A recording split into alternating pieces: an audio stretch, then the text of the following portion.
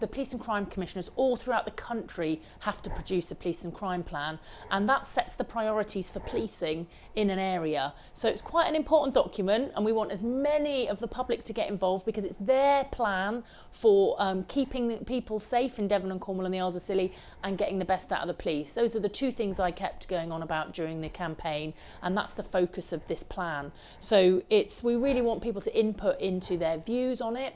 I'm particularly keen because I'm focusing it on in a slightly different way than police and crime plans have been done before.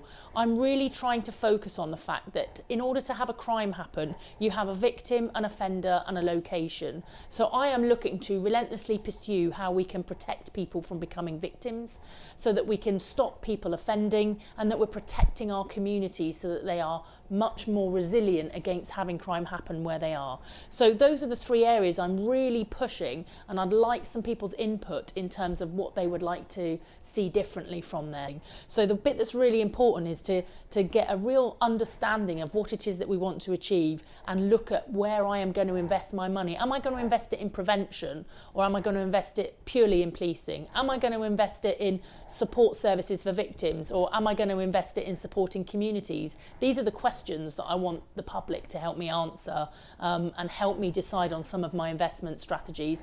Don't forget, there'll be things that we know we can do to keep people safe, and the public probably don't even know that the police do them, or that our office is involved in doing them. So it's a little bit about educating people as well about some of the things that are going on, and letting them understand where they might think best priorities and best investments are made. People always want more police on the streets. I mean, if you asked anyone, that would be their suggestion for the solution.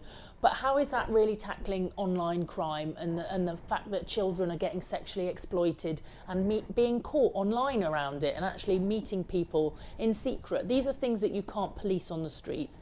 How are we protecting people who are safe in their homes from domestic abuse?